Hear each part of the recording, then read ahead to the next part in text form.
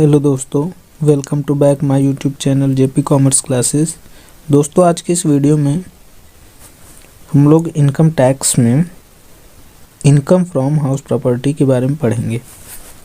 Income from house property, इसके बारे में आज हम लोग पढ़ेंगे।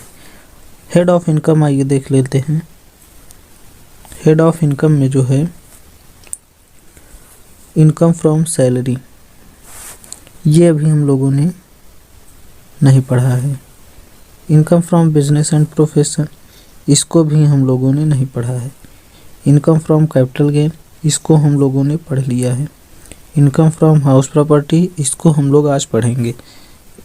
इनकम फ्रॉम अदर सोर्स, इसको भी हम लोग आज नहीं पढ़ेंगे। किसी भी हाउस प्रॉपर्टी का किन किन तरीक़ों से यूज किया जा सकता है, तो हम लोग इसका यूज पढ़ेंगे। ठीक है, हाउस प्रॉपर्टी का यूज़ पढ़ेंगे।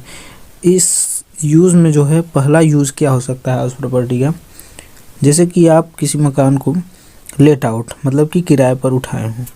अगर आप मकान को लेट आउट किए हैं, फर्स्ट कंडीशन है ये, तो उससे आपको रेंट मिलेगा। अगर किसी भी हाउस प्रॉपर्टी से आपको रेंट मिल रहा है तो आपका इनकम भी जनरेट होगा, और जब इनकम जनरेट होती है जहाँ पे, तो वहाँ पे इनकम टैक्स लगता है, तो ये क्या होगा, टैक्सेबल होगा।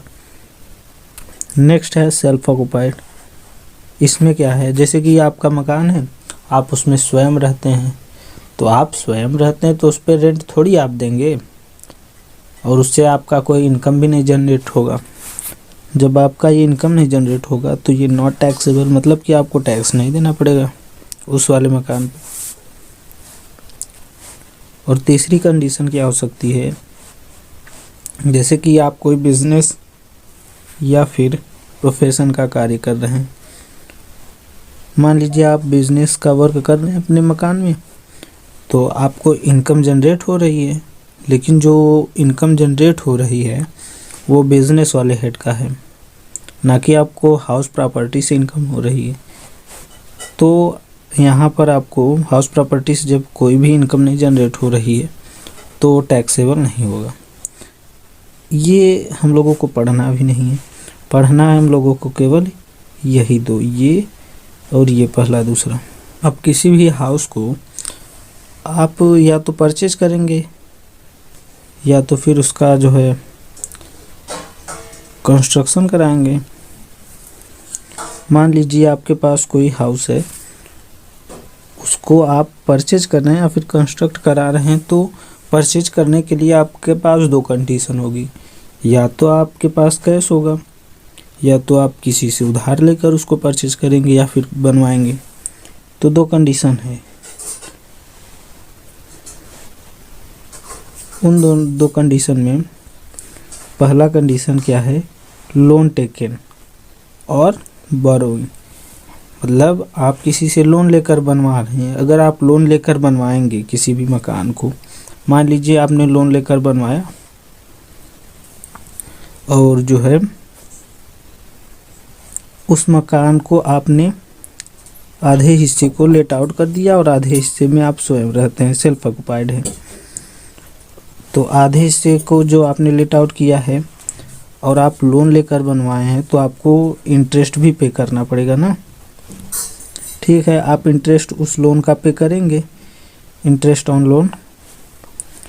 तो जो आप जितना भाग, आधे भाग को आपने लेट आउट किया है, तो आपका जो है इंटरेस्ट जो है आधे भाग वाला, ये आपका फुली डिडक्शन मिलेगा। ठीक है, और जितने पार्ट में आप सेल्फ ऑक्युपाइड हैं उसमें भी आपको उस पर भी जो है जितना लोन है, जैसे कि आपने 1 लाख का लोन लिया है, आधा आपने सेल्फ ऑक्युपाइड रखा है, आधा लेट आउट किया है, तो आधा मतलब कि 50,000 का जो लोन है वो सेल्फ ऑक्युपाइड वाले में है, तो उसमें आपका जो भी इंटरेस्ट होगा परसेंटेज में, तो सेल्फ ऑक्युपाइड वाले में अगर आपने मकान को परचेज किया है तो 30,000 का डिडक्शन मिलेगा। और अगर आप मकान को बिल्ड किए हैं, बनवाए हुए हैं, तो आपको 2 लाख तक ही मिलेगा मैक्सिमम। तो ये कंडीशन है। तो सेल्फ ऑक्युपाइड वाले में जो रिडक्शन मिलेगा इस प्रकार से मिलेगा। अगर आपने विदाउट लोन टेकन और कैश, अगर आपने कैश, आपके पास जब पूरा कैश ही है तो कैश में आपने ट्रांजैक्शन किया, मकान को परचेज किया, तो आपके पास कोई कंडीशन ही नहीं बनेगा। ठीक है, मान लीजिए एक ओनर हैं, उन्होंने अपने मकान को जो है रेंट पर दिया हुआ है। किस पर दिया है? रेंट पर। तो जिस बंदे ने उस मकान को रेंट पर लिया हुआ है तो वो टेनेंट बोला जाएगा। क्या बोला जाएगा? टेनेंट। इसके बदले में ये रेंट पे करता है, रेंट इसके बदले में ये पे करते हैं 3000 रुपये पर मंथ। ये इनका मकान है।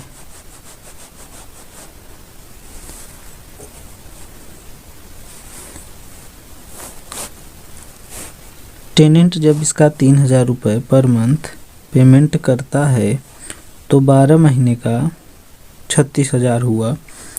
तो 36,000 जो इन्होंने ओनर ने रेंट पाया है तो इनकम इनका जनरेट हुआ यहाँ पे। तो डिपार्टमेंट ऑफ इनकम टैक्स जो है इनसे टैक्स लेगा, टैक्स के लिए बोलेगा। और इसे बिलीव नहीं है कि ये 3,000 लेते हैं। और जब बिलीव नहीं है इनकम टैक्स डिपार्टमेंट को कि ये 3,000 रुपये उस मकान से लेते हैं, मान लीजिए इनके कोई रिलेशन का हो, कम ले रहे हों, ठीक है, तो ये डिपार्टमेंट जो है चेकिंग करने के लिए म्युनिसिपल कॉरपोरेशन के पास जाएगा। कहाँ जाएगा? म्युनिसिपल कॉरपोरेशन के पास। जब ये म्युनिसिपल कॉरपोरेशन के पास जाएगा, पूछेगा उस एरिया का रेंट कितना है, उस तो म्युनिसिपल वैल्यू बताएंगे 4,000 रुपये पर मंथ उस एरिया का। तो 4,000 पर मंथ मतलब कि 1 साल का होगा 48,000 रुपये। ये तो म्युनिसिपल कॉरपोरेशन ने म्युनिसिपल वैल्यू बता दिया। तब भी इसको विश्वास नहीं है, डिपार्टमेंट ऑफ इनकम टैक्स को विश्वास नहीं है। तब ये जो है जाएगा उसी एरिया में, पूछेगा फेयर वैल्यू। फेयर वैल्यू जब पता लगाएगा तो 3500 रुपये पर मंथ वहाँ पे वैसे ही मकान, वैसे ही फैसिलिटी वाले मकान का रेंट 3500 रुपये पर मंथ होगा। तो 3500 रुपये पर मंथ मतलब कि 1 साल का 42,000 रुपये होगा। अब भी इसको बिलीव नहीं है कि 42,000 रुपये है 1 साल का। तो अब ये इसके पास एक रास्ता और बचता है, ये रेंट कंट्रोल एक्ट के द्वारा स्टैंडर्ड रेंट का पता लगाएगा। तो उस एरिया का जो है स्टैंडर्ड रेंट मान लीजिए 4500 रुपये पर मंथ है। तो 4500 रुपये पर मंथ मतलब कि 1 साल का रुपया जो आएगा 54,000 रुपये होगा।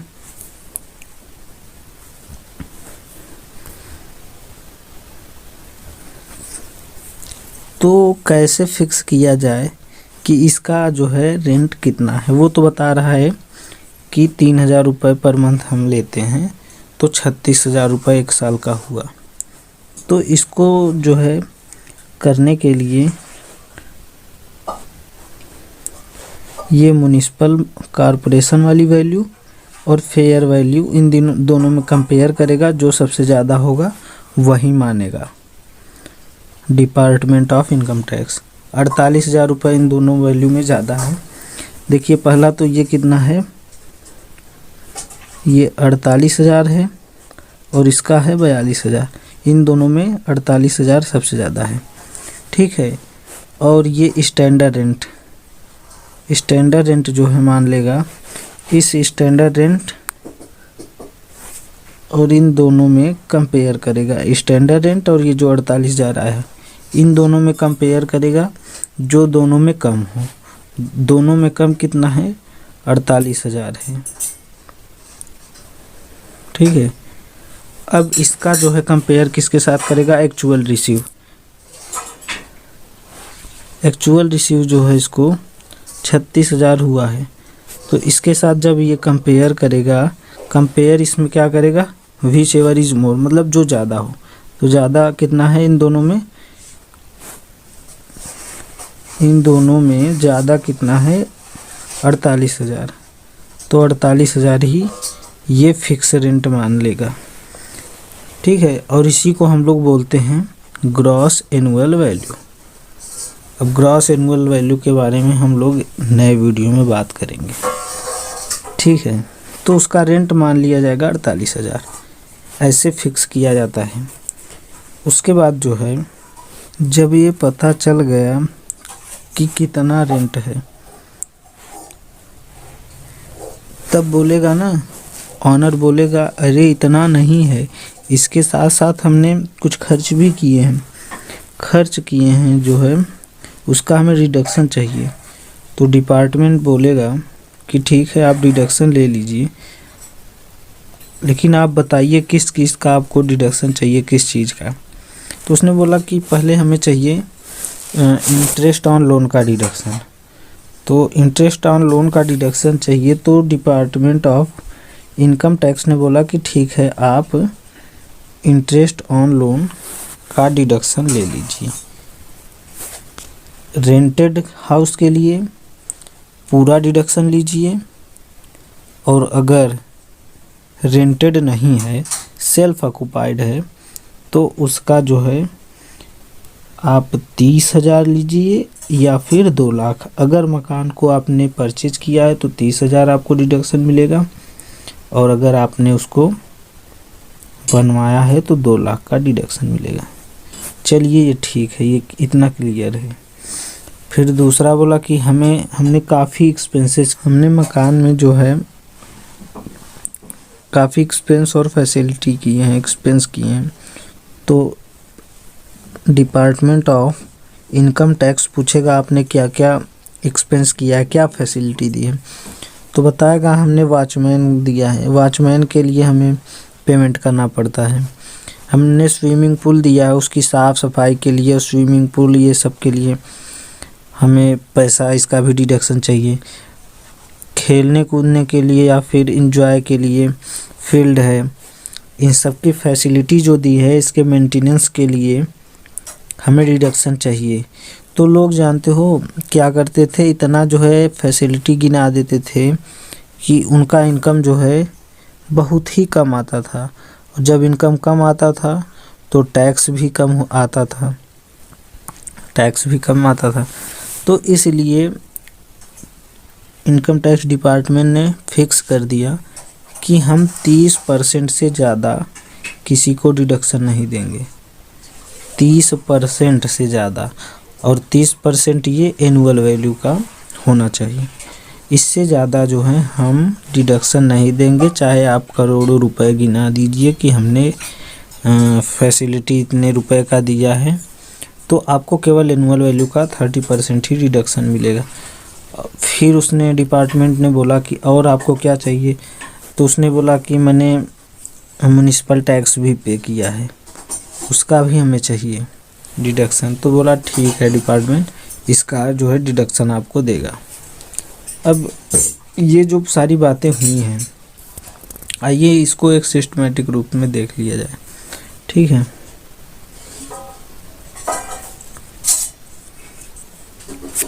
जो फॉर्मेट होता है हाउस प्रॉपर्टी में, किस तरीके से हम क्वेश्चन को सॉल्व करेंगे, ये सब देखते हैं हम लोग, ठीक है।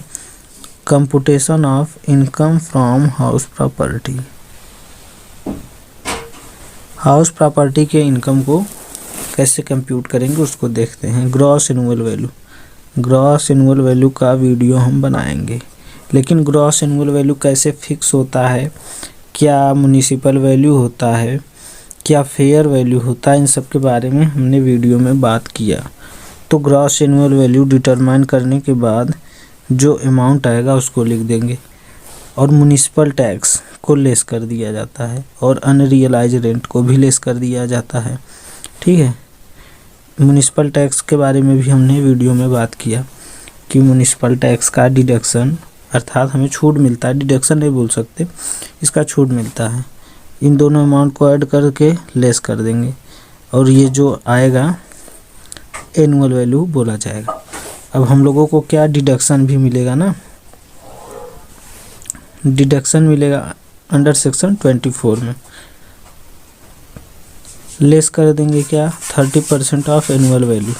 एनुअल वैल्यू का 30% हम लोग लेस कर देंगे, 30% करके अमाउंट लिख देंगे। उसके बाद interest on loan. Interest on loan कैसे डिटरमाइन किया जाता है, कैसे निकलेगा इंटरेस्ट ऑन लोन, इसको आप लोग कैलकुलेट करके यहाँ पर अमाउंट लिख देंगे।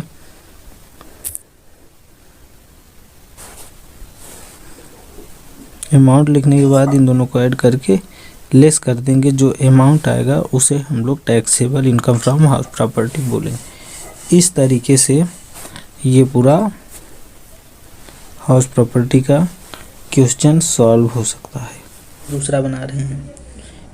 इस वाले वीडियो में हम ये बताएंगे कि ग्रॉस एनुअल वैल्यू कैसे निकाला जाता है। हमने इसके पहले वाले वीडियो में computation of income from house property, ये जो फॉर्मेट है इसके बारे में बता दिया था। ठीक है, अब इसके बारे में बता दिया था तो ग्रॉस एनुअल वैल्यू, ये इसी के बारे में आज पढ़ेंगे। Gross annual value municipal tax के बारे में भी बता ही दिया था। ग्रॉस एनुअल वैल्यू में से ये म्युनिसिपल टैक्स का अमाउंट, अनरियलाइज रेंट ये भी बताया था। अनरियलाइज रेंट मतलब कि आपका भूतकाल का कोई जो है रेंट है वो आपको मिला नहीं है, वो आपको इस साल मिल गया है, तो वाला अमाउंट भी ये ग्रॉस एनुअल वैल्यू से लेस कर देंगे तो हमारा ये एनुअल वैल्यू आ जाएगा। इसको नेट एनुअल वैल्यू भी बोलते हैं। ठीक है, तो आज हम लोग स्पेशली पढ़ेंगे किसको, ग्रॉस एनुअल वैल्यू को। ठीक है, ग्रॉस एनुअल वैल्यू को पढ़ेंगे। इसके बाद हमें डिडक्शन भी मिलता है। डिडक्शन जो मिलता है, डिडक्शन अंडर सेक्शन 24 मिलता है। इसमें पहले ये 30% ऑफ एनुअल वैल्यू, इसके बारे में भी हमने बता दिया था 30% क्यों होता है। ये जिस वीडियो में हमने बताया उसका लिंक हम डिस्क्रिप्शन बॉक्स में दे दी हैं। ठीक है, आप वहाँ से जाके इस वीडियो को देख सकते हैं। और ये 30% एनुअल वैल्यू का जो है ये वाला अमाउंट, और इंटरेस्ट ऑन लोन, आपने अगर मकान को बनवाने या ख़रीदने के लिए लोन लिया है तो वो वाला अमाउंट भी लेस कर देंगे। और लेस करने के बाद इसमें एनुअल वैल्यू में से ये दोनों अमाउंट, डिडक्शन का अमाउंट लेस कर दोगे तो ये आपका taxable income from house property आ जाएगा। तो आज इस वाले वीडियो में जो है स्पेशल हम लोग ग्रॉस एनुअल वैल्यू को पढ़ेंगे। ठीक है, तो ग्रॉस एनुअल वैल्यू क्या होता है, इसको कैसे कैलकुलेट करते हैं उसके बारे में पढ़ेंगे। तो ग्रॉस एनुअल वैल्यू, इसको जो है GAV के नाम से भी बोला जाता है। ठीक है, GAV, इसको देखिए कैलकुलेट करने के लिए हमें दो बातों का ध्यान देना पड़ेगा। दो बातों में से कौन कौन सी वो बातें हैं, पहला है आउट एक्ट, दूसरा है अंडर एक्ट। आउट एक्ट में 3 चीज़ें पढ़नी हैं, तीनों में से हमें डिटरमाइन करना पड़ेगा कि ग्रॉस एनुअल वैल्यू कैसे है। आउट एक्ट रहेगा तो इसमें स्टैंडर्ड रेंट नहीं रहेगा। अगर अंडर एक्ट रहेगा, अंडर एक्ट वाले में स्टैंडर्ड रेंट रहेगा, इसमें नहीं रहेगा। ठीक है, तो आउट एक्ट में पहला म्युनिसिपल वैल्यू दिया रहेगा, दूसरा फेयर रेंट दिया रहेगा, तीसरा एक्चुअल रेंट दिया रहेगा। जबकि अंडर एक्ट वाले में म्युनिसिपल वैल्यू भी दिया रहेगा, फेयर रेंट दिया रहेगा और एक्चुअल रेंट दिया रहेगा, और ये स्टैंडर्ड रेंट ये दिया रहेगा। स्टैंडर्ड रेंट जो होता है ये bye the rent control act, मतलब रेंट कंट्रोल एक्ट के द्वारा स्टैंडर्ड रेंट का निर्धारण किया जाता है। तो ये जो है अंडर एक्ट के अंतर्गत आता है। अगर क्वेश्चन में आपको स्टैंडर्ड रेंट दिया हुआ है तो आप जान जाइए कि ये अंडर एक्ट है। ठीक है, अब आइए हम लोग ये out act, gross annual value कैसे निकालेंगे आउट एक्ट के द्वारा। ठीक है, उसका रूल रेगुलेशन क्या है उसके बारे में पढ़ते हैं। इसमें है, देखिए पहले ही लिख दिया गया है विच एवर इज मोर, मतलब इन तीनों में से जो है जो ज़्यादा होगा वही ग्रॉस एनुअल वैल्यू माना जाएगा। इन तीनों में पहला कौन सा है, क्या है, municipal value, fair rent, actual rent. मान लीजिए municipal value 10,000, fair rent 12,000, actual rent 9,000, तो इन तीनों में फेयर रेंट ज़्यादा है 12,000, तो आपका जो है इसका GAV 12,000 हो जाएगा। उसके बाद gross annual value by under act. Under act में क्या है, इस ग्रॉस एनुअल वैल्यू कैसे डिटरमाइन करें, कैसे निकालेंगे उसके बारे में आइए देख लेते हैं। इसमें जो है 4 चीज़ें रहेंगी। इसमें जो है 4 चीज़ें रहेंगी। 4 चीज़ें में वो कौन कौन सी हैं? देखिए, पहला तो म्युनिसिपल वैल्यू रहेगा ही, फेयर वैल्यू भी रहेगा, एक्चुअल रेंट भी रहेगा। इसमें एक चीज़ एडिशनल, यही स्टैंडर्ड रेंट आ जाता है। ठीक है, ये स्टैंडर्ड रेंट अगर दे दिया तो आप जान जाइए कि अनडायरेक्ट है। उसके बाद इसमें क्या रूल रेगुलेशन है, इसको आइए देख लेते हैं। ठीक है, how to calculate GAV by the under act. ठीक है,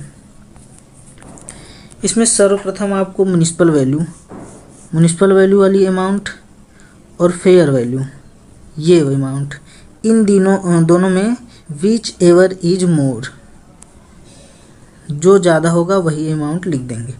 उसके बाद हम कंपेयर करेंगे स्टैंडर्ड रेंट का अमाउंट भी लिख देंगे, स्टैंडर्ड रेंट का, और ये जो विच एवर इज मोर वाला आया है, ये इन दोनों में हम कंपेयर करेंगे। कंपेयर क्या करेंगे? विच एवर इज लेस, जो दोनों में कम हो वही वाली अमाउंट हम लोग यहाँ लिखेंगे। ठीक है, तो अब ये जो विच एवर इज लेस वाली अमाउंट आई है, इसमें हम लोग एक्चुअल रेंट लिखेंगे, एक्चुअल रेंट का अमाउंट लिखेंगे, फिर इन दोनों में कंपेयर करेंगे। विच एवर इज मोर, जो दोनों में अधिक होगा वही हम लोगों का क्या GAV हो जाएगा। ठीक है, समझ में आया? देखिए, पहले में म्युनिसिपल वैल्यू और फेयर वैल्यू में इन दोनों में जो ज़्यादा है उसको ध्यान में रखना पड़ेगा, और जो अमाउंट आएगा और स्टैंडर्ड रेंट, इन दोनों में कंपेयर करेंगे। जो दोनों में कम होगा उस अमाउंट को एक्चुअल रेंट में कंपेयर करेंगे, और जो ज़्यादा होगा एक्चुअल रेंट में जब कंपेयर करेंगे, जो ज़्यादा होगा वही हमारा ग्रॉस एनुअल वैल्यू होगा। आइए, इसका एक तरीका और है। पहला तरीका हम लोगों ने देख लिया, एक तरीका और है, उसको देखते हैं। दूसरा तरीका जो है, इसमें हमें 2 स्टेप ध्यान देने पड़ेंगे। स्टेप फर्स्ट में हमें क्या क्या देखना है? Municipal value, fair rent, actual rent. इन तीनों में जो ज़्यादा है, विच एवर इज मोर, इन तीनों में जो अमाउंट ज़्यादा रहेगा उसको लिख लेंगे। और जो है सेकेंड स्टेप में स्टैंडर्ड रेंट और एक्चुअल रेंट, इन दोनों में जो ज़्यादा रहेगा उसको लिख लेंगे। ठीक है, अब इन दोनों में हम लोग कंपेयर करेंगे, जो दोनों में कम होगा वही हमारा ग्रॉस एनुअल वैल्यू होगा। ठीक है, एक बार हम फिर बता दे रहे हैं। स्टेप फर्स्ट में म्युनिसिपल वैल्यू दिया है, फेयर रेंट दिया है, एक्चुअल रेंट दिया है। इन तीनों में जो है, जो ज़्यादा होगा उसको अमाउंट देख लेंगे। स्टेप सेकंड में स्टैंडर्ड रेंट दिया है और एक्चुअल रेंट दिया है, इन दोनों में जो ज़्यादा होगा वो वाला अमाउंट लिख लेंगे। और फिर ये इन दोनों में, इसमें और इसमें, इन दोनों में जो कम होगा उस अमाउंट को लिख लेंगे, वही हम लोगों का ग्रॉस एनुअल वैल्यू होगा। ठीक है, अब समझ में आ गया होगा। आइए, इन दोनों को अंडर एक्ट और आउट एक्ट जो हमने पढ़ा, एक एक उदाहरण देख लेते हैं दोनों का। एग्जाम्पल हम लोग देखते हैं पहले आउट एक्ट का। ठीक है, mister x is the owner of the house, of a house which is let out and not governed bye the rent control act. देखिए, मिस्टर एक्स हैं जिनके पास, जो एक हाउस के ऑनर हैं, और विच इज लेट आउट, उन्होंने अपने मकान को लेट आउट किया है, और वह not govern by the rent control act, वह रेंट कंट्रोल एक्ट के द्वारा नहीं गवर्न किया जाता है। After that find out the gross annual value का पता लगाए। म्युनिसिपल वैल्यू दिया है 30,000, फेयर रेंट दिया है 36,000, एक्चुअल रेंट दिया है 32,000। ठीक है, आइए इसका सॉल्यूशन देख लेते हैं। सॉल्यूशन में देखिए, हमने बताया था ना आउट एक्ट में कि म्युनिसिपल वैल्यू का अमाउंट, फेयर रेंट का अमाउंट, एक्चुअल रेंट का अमाउंट, इन तीनों में कंपेयर करेंगे। विच एवर इज मोर, जो सबसे ज़्यादा होगा वही हम लोगों का GAV होगा, ग्रॉस एनुअल वैल्यू होगा। ठीक है, तो ये था हमारा पहला तरीका। अब आइए देख लेते हैं हम लोग अंडर एक्ट के लिए। एग्जाम्पल जो है ये अंडर एक्ट से रिलेटेड है। ठीक है, mister x is the owner of a house which is let out and covered by the rent control act, find out the gross annual value. Mister x हैं जो कि एक मकान के ऑनर हैं। उनका वो जो मकान है वह रेंट कंट्रोल एक्ट से कवर्ड है और बोला गया है ग्रॉस एनुअल वैल्यू का पता लगाए। ठीक है, इसमें क्वेश्चन में दिया है municipal value 30,000, fair rent 36,000, standard rent 30,000, actual rent 40,000।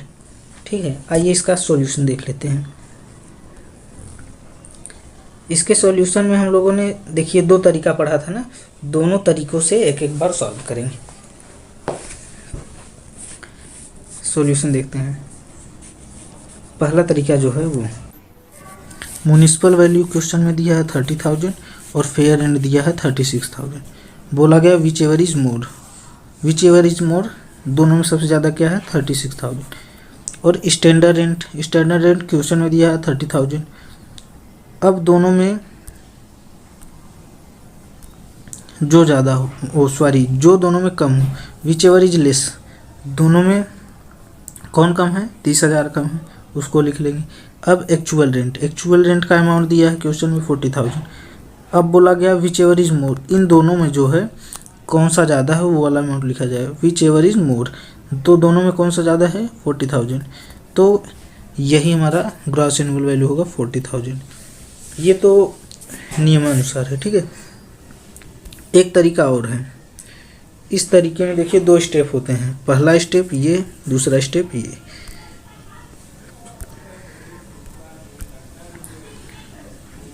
तो इसमें म्युनिसिपल वैल्यू 30,000 क्वेश्चन में ही है, फेयर रेंट क्वेश्चन में है 36,000, एक्चुअल रेंट क्वेश्चन में 40,000। और बोला गया इन तीनों में विच एवर इज मोर, तो तीनों में ज़्यादा कौन सा है 40,000। ठीक है, इन तीनों में ज़्यादा कौन सा है 40,000 है ना, उसको लिख लिए। और स्टैंडर्ड रेंट एक्चुअल रेंट इन दोनों में कौन सा सबसे ज़्यादा है 40,000, इसको लिख लिए। अब बोला गया है इन दोनों में से हमें पता लगाना है, इन दोनों में से पता लगाना है कि कौन सबसे कम है, विच एवर इज लेस। तो दोनों बराबर ही है इसलिए एक कोई भी लिख लीजिए 40,000। यही हमारा ग्रॉस एनुअल वैल्यू होगा। तो इस तरीके से ग्रॉस एनुअल वैल्यू का पता लगाया जाता है। ठीक है, तो दोस्तों आप लोगों से अब मिलते हैं नए वीडियो के साथ, तब तक के लिए जय हिंद। वीडियो को लाइक करें, चैनल को सब्सक्राइब करें। Thank you.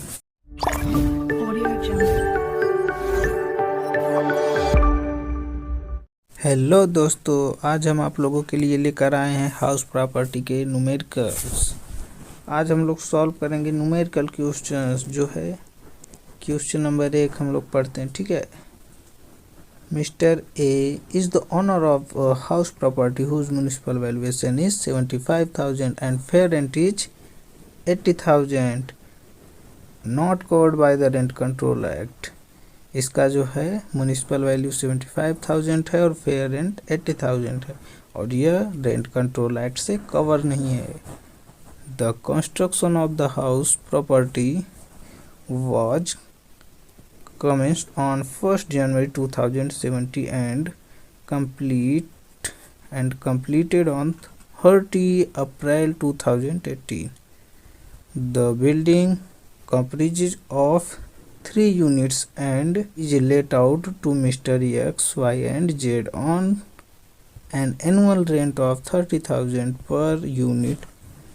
Mr. A paid municipal tax 12,000 for the entire building during the previous year. Compute the annual value of the house if Mr. X and Y have taken their unit residential purpose and Z for the business purpose. X, Y जो है residential purpose के लिए हैं, जबकि Z business purpose के लिए लिया हुआ है। आइए इसका सॉल्यूशन देखते हैं। मिस्टर ए का जो हाउस है वो 3 लोग लिए हैं, mister X, mister Y, mister Z. X Y जो है वो रेजिडेंशियल पर्पज के लिए हैं और जेड बिजनेस पर्पज के लिए। क्वेश्चन में दिया म्युनिसिपल वैल्यू 75,000, फेयर रेंट दिया है 80,000, टोटल एक्चुअल रेंट जो है 30,000 दिया है पर यूनिट। तो 3 से गुणा कर देंगे 90 आ जाएगा 90,000 पर एनम हो जाएगा, और म्युनिसिपल टैक्स क्वेश्चन में दिया है 12,000। तो हम लोगों को ग्रॉस एनुअल वैल्यू निकालना है। ग्रॉस एनुअल वैल्यू कैसे निकाला जाएगा, इसका जो है लिंक हमने डिस्क्रिप्शन बॉक्स में दिया है, आप लोग वहां से जाकर वीडियो देख सकते हैं, ठीक है। तो विच एवर इज मोर, इन तीनों में से जो सबसे ज़्यादा अधिक होगा, विच एवर इज मोर। तो तीनों में से सबसे ज़्यादा कौन सा है, यही 90,000, यही सबसे ज़्यादा है ना। तो यही हम लोगों का ग्रॉस एनुअल वैल्यू होगा। तो ग्रॉस एनुअल वैल्यू कितना है 90,000, म्युनिसिपल टैक्स कितना है 12,000, लेस कर देंगे 78,000, एनुअल वैल्यू आएगा। क्वेश्चन में एनुअल वैल्यू निकालने के लिए बोला था, ये 78,000 आ गया, ठीक है। क्वेश्चन नंबर 2 सॉल्व करेंगे। क्वेश्चन है, mister A is the owner of a house property in Delhi. The construction of the property was completed on 30 November 2018. The property consists of 4 units. Actual rent received for each unit is rupees 48,000 per annum. Standard rent of the property under the Delhi Control Act is 2,20,000. Municipal value of the property is 1,65,000.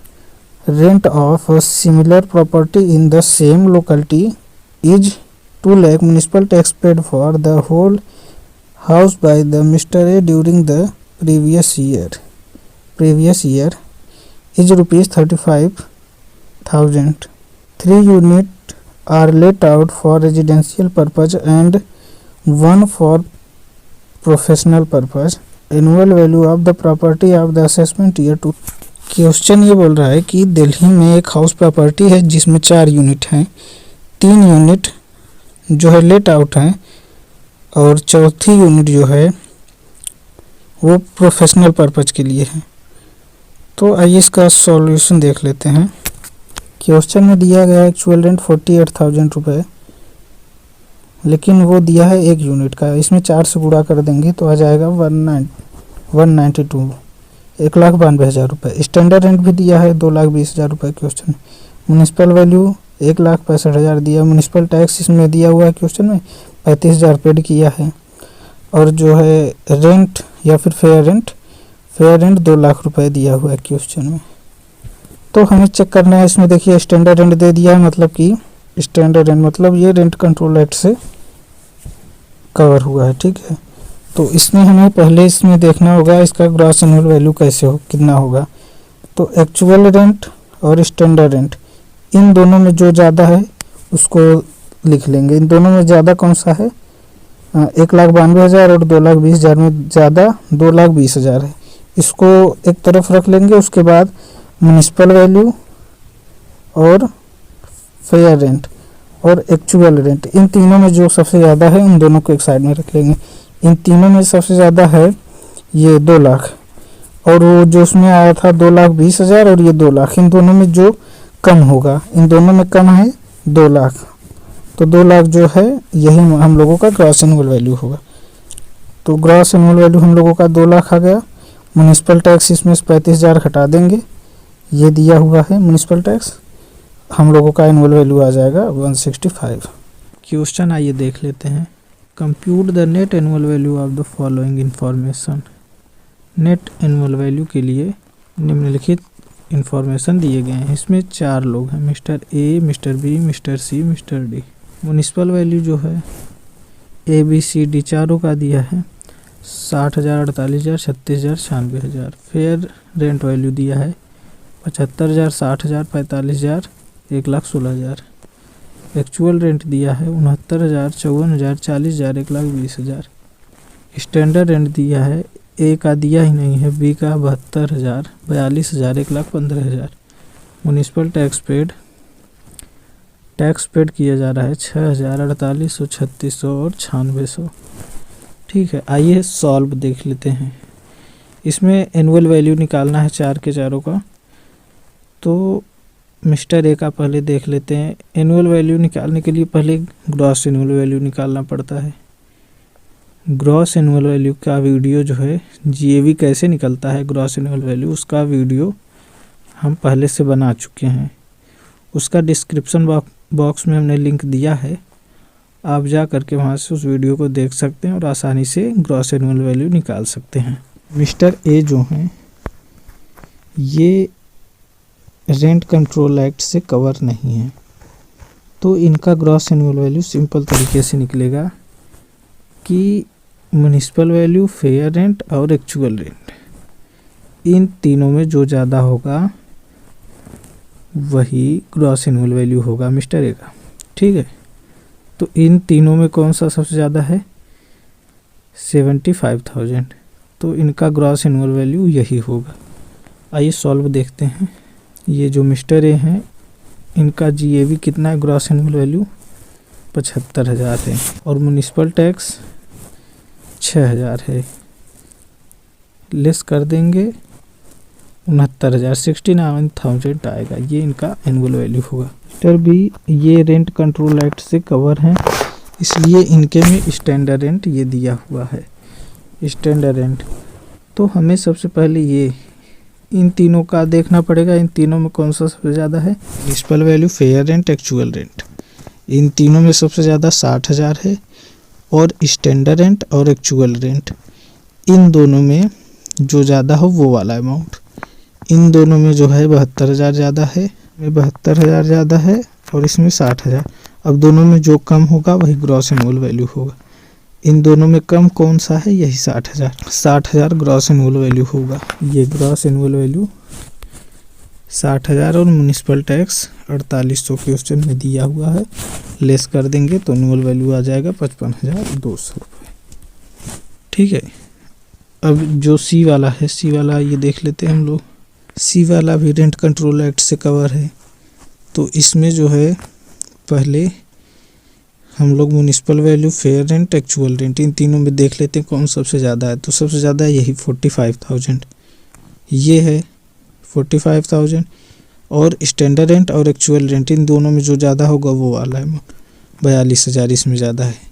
अब इन दोनों में से जो कम होगा वो वाला amount हम लोगों का ग्रॉस एनुअल वैल्यू होगा। इन दोनों में कम कौन सा है? 42,000, तो सी वाले का ग्रॉस एनुअल वैल्यू होगा 42,000। आइए सॉल्व में देख लेते हैं। देखिए ग्रॉस एनुअल वैल्यू इसमें 42,000 है। म्युनिसिपल टैक्स क्वेश्चन में दिया हुआ है 3600, लेस कर देंगे, हम लोगों का एनुअल वैल्यू आ जाएगा। ये शॉर्ट फॉर्म में लिखा हुआ है, आप लोग समझ लेंगे। 38,400 एनुअल वैल्यू आ जाएगा। अब डी वाला बच्चा लास्ट वाला, इसमें भी देख लेते हैं। Municipal value, fair rent, actual rent, इन तीनों में सबसे ज़्यादा 1,20,000 है और एक्चुअल रेंट और स्टैंडर्ड रेंट इन दोनों में ज़्यादा 1,20,000 ही है। तो ये जो अमाउंट आया 1,20,000, इन दोनों में कम जो होगा वो 1,20 ही होगा, इसलिए इसमें ग्रॉस एनुअल वैल्यू 1,20 ही होगा, 1,20,000 होगा ग्रॉस एनुअल वैल्यू। तो आइए इसका भी सॉल्व देख लेते हैं। इसका ग्रॉस एनुअल वैल्यू 1,20,000 है और म्युनिसिपल टैक्स क्वेश्चन में दिया ही था 9,600। म्युनिसिपल टैक्स को लेस करेंगे तो हम लोगों का एनुअल वैल्यू आ जाएगा 1,10,400। ए वाला पोर्शन, बी वाला पोर्शन, सी वाला पोर्शन और डी वाला पोर्शन चारों सॉल्व हुआ। अब मिलते क्वेश्चन नंबर 4 में जो है म्युनिसिपल वैल्यू दिया है, फेयर रेंट दिया है, स्टैंडर्ड रेंट दिया है, एक्चुअल रेंट दिया है और इस क्वेश्चन में एनुअल वैल्यू निकालना है। इस क्वेश्चन में जो है वैकेंट पीरियड दिया है 2 महीने का और अनरियलाइज रेंट दिया है 50,000। इसको हम लोग म्युनिसिपल टैक्स के साथ ही लेस कर देंगे, जो कि कंडीशन रूल मतलब जो है 4 से सेटिस्फाइड है। म्युनिसिपल टैक्स दिया है इसमें 25,000 और टेनेंट द्वारा पेड किया जा रहा है वो भी दिया है 25,000। ठीक है, आइए क्वेश्चन का सॉल्व देखते हैं। जब मकान वैकेंट होता है तो उस समय gross annual value actual rent ही होता है, actual rent receive gross annual value मान लिया जाता है, ठीक है। तो एक्चुअल रेंट इसमें कितना है 50,000, एक्चुअल रेंट जो है 50,000 पर मंथ है। तो इसमें जो है अब 2 महीने खाली है तो 10 महीने जो है रेंट पे उठा हुआ था, लेट आउट था। तो 50,000 में 10 से गुणा करेंगे तो 5 लाख आएगा। तो ग्रॉस एनुअल वैल्यू जो है हम लोगों का 5 लाख होगा। सॉल्व में देखते हैं, जो है ग्रॉस एनुअल वैल्यू हम लोगों का 5 लाख है। म्युनिसिपल टैक्स जो है 25,000 क्वेश्चन में दिया हुआ है। ये म्युनिसिपल टैक्स जो हम लोग लेस कर रहे हैं ये ऑनर वाला होगा, ना कि टेनेंट वाला। टेनेंट का जो है इसमें कंसीडर नहीं होता, केवल ऑनर का लेस होता है, ठीक है। और अनरियलाइज रेंट भी लेस होगा। ये भी क्वेश्चन में दिया था 50,000 रुपये। दोनों को ऐड करके इधर लिख देंगे मेन कॉलम में 75,000, इसको लेस कर देंगे तो 4,25,000 हम लोगों का एनुअल वैल्यू आ जाएगा, ठीक है। क्वेश्चन नंबर 4 कंप्लीट हुआ। अब नेक्स्ट क्वेश्चन पर, क्वेश्चन नंबर 5। क्वेश्चन को देख लीजिए, क्वेश्चन क्या है। क्वेश्चन नंबर 5 में जो है मिस्टर राम है वो हाउस प्रॉपर्टी के ऑनर्स हैं। इसमें जो है 80,000 रुपये जो है लेटिंग वैल्यू है, इसको म्युनिसिपल वैल्यू मान लेंगे, ठीक है। और 7,000 रुपये मंथली रेंट पर है, ये एक्चुअल मतलब रिसीव हो रहा है। He claimed the following expense actually incurred by him. Municipal tax दिया है 8,000 रुपये। Expense for the recovery of rent of ₹600 और maintenance allowance paid to the step mother 12,000 annually which was charged on the property according to his father's will. The house remained vacant for 1 month. अब देखिए house 1 month जो है vacant है, तो इसमें भी gross annual value जो होगा वो एक्चुअली रिसीव ही होगा। तो 7,000 रुपये पर मंथ मिल रहा है। तो 11 महीने, 1 महीने जो है वैकेंट था ना, तो 11 महीने लेट आउट था। तो 11 गुणे 7,000 करेंगे तो कितना होगा 77,000, मतलब 77,000 रुपये। ये हम लोगों का ग्रॉस एनुअल वैल्यू होगा। 8,000 म्युनिसिपल टैक्स है, इसको लेस कर देंगे। आइए देखते हैं सॉल्व को। सॉल्व में ग्रॉस एनुअल वैल्यू जो है 77,000, म्युनिसिपल टैक्स जो है क्वेश्चन में दिया ही है 8,000, इसको लेस कर देंगे, आ जाएगा 69,000, 69,000 रुपये एनुअल वैल्यू आ जाएगा हम लोगों का। क्वेश्चन में कुछ भी दिया हो, प्रीमियम इत्यादि जो भी बोला हो जैसे कि, तो उससे मतलब नहीं है, हमें डायरेक्टली 30% लेस कर देना है रिपेयर एंड कलेक्शन चार्ज के नाम पे, ठीक है। और ये भी किस पर घटता है एनुअल वैल्यू का, तो एनुअल वैल्यू का 30%, इसको जब सॉल्व करेंगे तो 20,700 आएगा, इसको लेस कर देंगे। लेस करने पर जो है 48,300 आएगा। ये हम लोगों का taxable income from house property होगा। हम लोगों का क्वेश्चन नंबर 5 भी सॉल्व हुआ। अब आइए नेक्स्ट क्वेश्चन पर, क्वेश्चन नंबर 6। इसमें जो है मिस्टर जोसेफ हैं एक, और उनका जो है मकान वो जून 2018 में कंप्लीट होता है। कंस्ट्रक्शन था, मतलब बन रहा था, वो बन के कंप्लीट होता है जून 2018 में।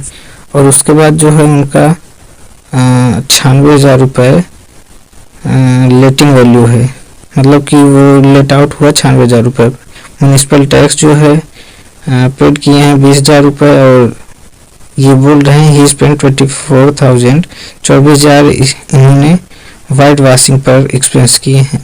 तो हमें से मतलब नहीं, हम लोग डायरेक्ट 30% लेस कर देंगे। उसके बाद बोला है on 1 April 2016 he had borrowed 30,000 on the pro note at 12% interest on spend 18 on the construction of the house. इन्होंने जो है उधार लिया हुआ है 30,000 रुपये 12% मतलब इंटरेस्ट पर।